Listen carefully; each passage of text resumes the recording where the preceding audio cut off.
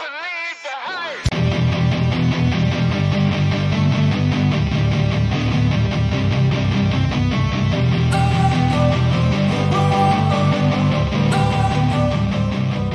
Don't wanna sleep in. 30 de abril de 1945, Berlim, Alemanha. As tropas soviéticas invadem a capital do Reich. Aquele Reich que deveria durar 1000 anos. Segundo testemunhas como Traub Junger, Rochus Milch, juntamente com outras testemunhas, dizem que o líder desse Reich de 1000 anos estaria refugiado em um bunker que ficava abaixo de uma chancelaria onde este líder governou seu império por muitos anos. Só que nesta data, dia 30 de abril, este império estava em uma queda vertiginosa. Hitler se suicidou após ter se casado com sua amante Eva Braun. Dönitz, substituto escolhido pelo próprio Hitler, anuncia que Hitler morreu heroicamente lutando pelo Reich. Ok, muito interessante. Mas onde está o corpo de Hitler? Após a queda de Berlim, um departamento soviético chamado Smersh inicia em Berlim uma busca quase desesperada para encontrar todos aqueles líderes do Terceiro Reich, incluindo o seu líder maior, Adolf Hitler. Após buscas pelos subterrâneos daquele bunker, esse departamento soviético encontra diversos cadáveres. Encontra o cadáver de Goebbels, o seu auxiliar mais dedicado.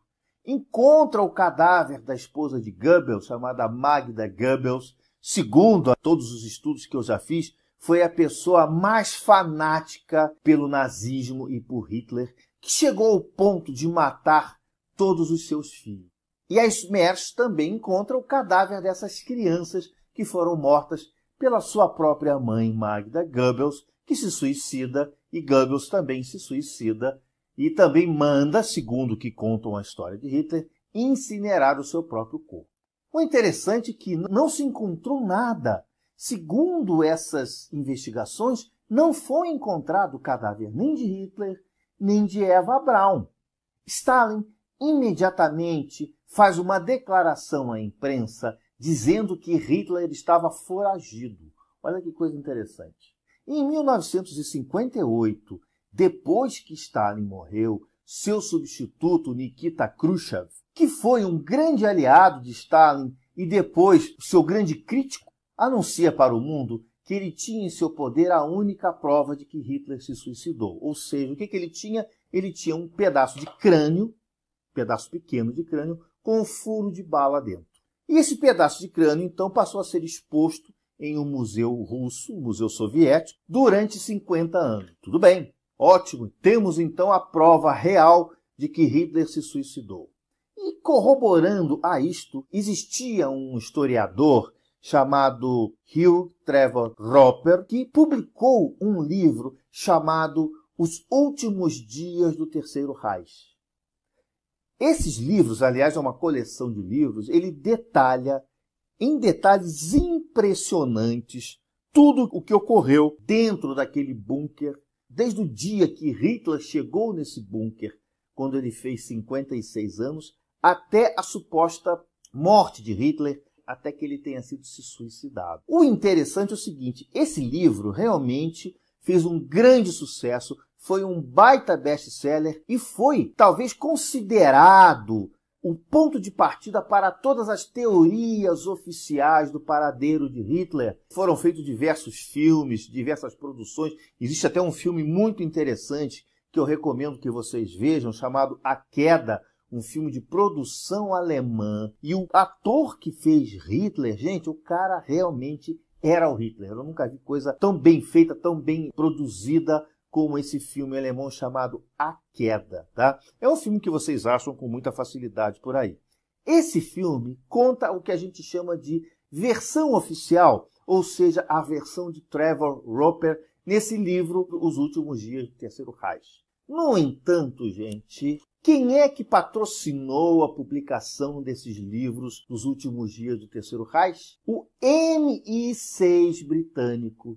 Gente, foi patrocinado pelo MI6 britânico. Aí eu pergunto a vocês, por que razão, qual é o interesse que o MI6, o Departamento de Contra-Espionagem britânico, tem para patrocinar a publicação de um livro contando uma versão da história? É uma coisa que eu realmente os incito, os convido a pensar a respeito. Em 2009, um grupo de estudiosos foi até a Rússia e fez uma análise desse suposto crânio que Khrushchev disse ter encontrado lá na chancelaria com esse tal furo de bala.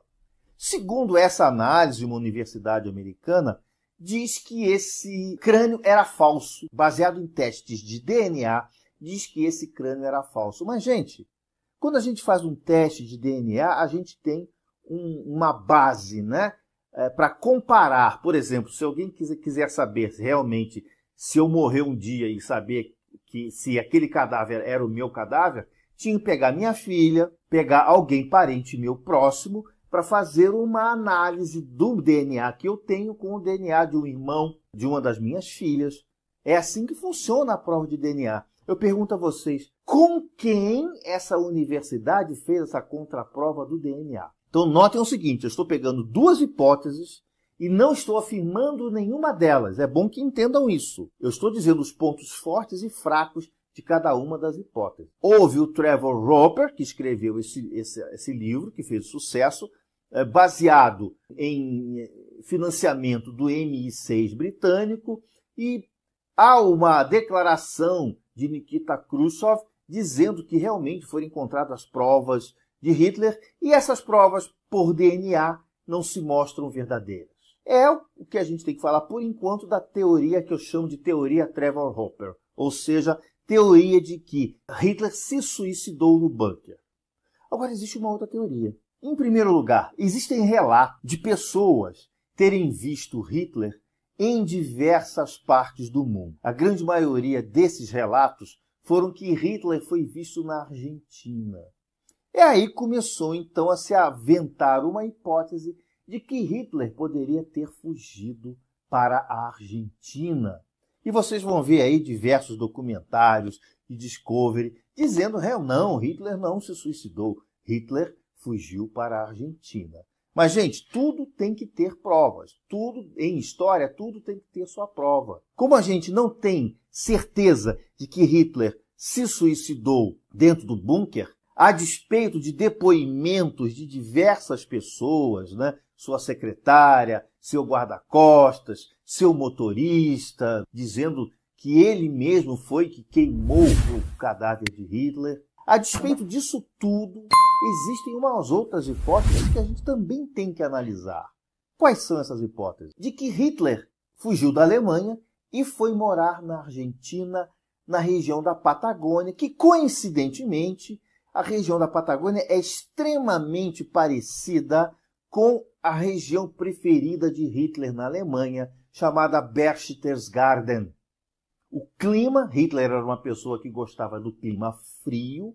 Ele gostava muito de Berchtesgaden pela sua visão, pela sua vista, pelo lago que Berchtesgaden possuía e pelo clima frio que era do gosto de Adolf Hitler. E a gente sabe que a Argentina, o governo argentino, tinha extrema simpatia pelo nazismo, embora tenha declarado guerra à Alemanha no final da guerra. Havia uma grande simpatia, principalmente por Perón, ao regime nazista, e isso trouxe diversas hipóteses e também diversas provas de que diversos membros do alto comando nazista fugiram para a Argentina. E isso há provas. Mengele estava lá, Eichmann foi encontrado lá e diversos outros foram encontrados lá.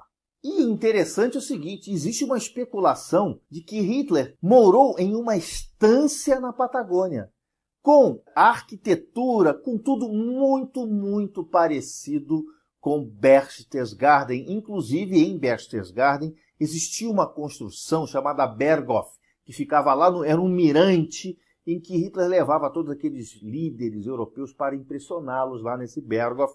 Dizem essas especulações que existia uma construção na Argentina, perto de Bariloche, inclusive, muito parecida com o Berghof alemão. E existem alguns relatórios, tanto do FBI e da CIA, dizendo, corroborando que Hitler tinha mudado para a Argentina. E todas, é claro, todas essas informações que eu estou passando para vocês foram retiradas de autores que afirmam isso, tá, gente? Não sou eu que estou dizendo e nem estou aqui falando para vocês de chute baseado em um documentário de Discovery. Existem diversos autores que falam isso. E o interessante é o seguinte, ambas as provas, tanto de o Hitler ter se suicidado em Berlim e a prova dele ter ido para a Argentina, são ambas provas fraquíssimas, tá, gente?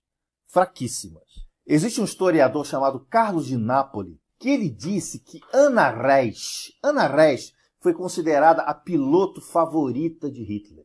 Ela era uma nazista ferrenha e era a piloto favorita de Hitler. Se vocês verem naquele filme A Queda, vocês vão ver que realmente existe uma passagem em que ela aterriza em Berlim, aterriza seu avião no meio das balas soviéticas, consegue aterrissar em Berlim, consegue ir no bunker até Hitler e tenta convencer Hitler de sair, de fugir com ela. Muito bem. Na versão Trevor Roper, que é a versão de que Hitler se suicidou lá em Berlim, Hitler não saiu, Hitler se recusou a sair com Ana Reis.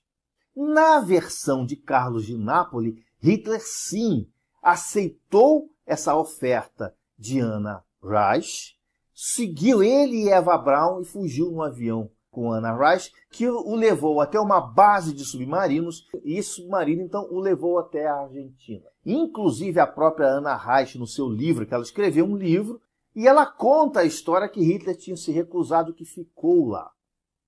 O interessante é que na última edição desse livro que ela escreve, ela coloca uma pergunta. Eu levei ou não Hitler para a base de submarinos?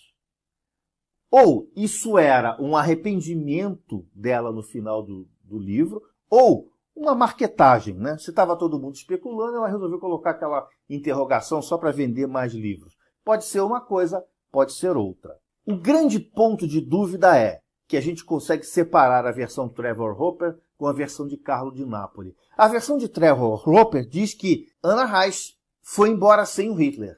A versão de Carlo de Nápoli diz que ela realmente levou o Hitler embora e Eva Braun, lógico. O interessante é o seguinte, muitas testemunhas não sabem precisar com exatidão o momento em que Hitler se casou com Eva Braun, se despediu de todos os seus auxiliares. No filme A Queda mostra essa despedida, onde ele vai para o seu quarto, fecha a porta e se suicida. Essa parte onde ele sai e vai para o seu quarto e se suicida, é muito contraditória, muito pouca gente afirma. Então, digamos assim, ninguém afirma peremptoriamente se Hitler saiu do quarto para se suicidar, se ele foi correndo para o avião de Ana Reis. Por quê? Porque ninguém afirma ter visto mais Hitler após o momento em que ele se despediu de seus colaboradores naquele dia, naquele 30 de abril fatídico. Uma outra hipótese diz que Hitler, em vez de estar em Berlim, naqueles 30 de abril, ele estava em Berchtesgaden, que era o lugar que ele gostava de ficar. Mas é uma hipótese aí que eu mesmo nem acredito. Eu acredito que ele tenha voado para uma base qualquer, ou no norte da Alemanha, ou na Noruega, e de lá pegado o submarino para ir até a Argentina. Essa é uma hipótese mais ou menos plausível. E o interessante é o seguinte, em 1955, a justiça alemã declara Hitler oficialmente desaparecido. Olha que coisa interessante. A justiça alemã, em 55, ela não declara Hitler morto. Ela declara oficialmente Hitler desaparecido. Existia também uma certa operação alemã chamada Operação Ultramar, que era uma operação de resgate de todos os grandes líderes nazistas para levar para a Alemanha por esse mesmo caminho, avião até a base de submarinos, que pode ser no norte da Alemanha ou na Noruega, de lá pegar um submarino para a Argentina. Gente, eu vou dizer uma coisa para vocês. Essas duas hipóteses, eu vejo com dúvidas em cada uma delas, que eu vejo que cada uma delas tem alguma falha. Agora, vamos tentar entender a personalidade de Adolf Hitler. Será que Hitler, um cara com aquele monte de ambições, um cara super inteligente, um cara com um ego muito grande, ele não teria um plano B?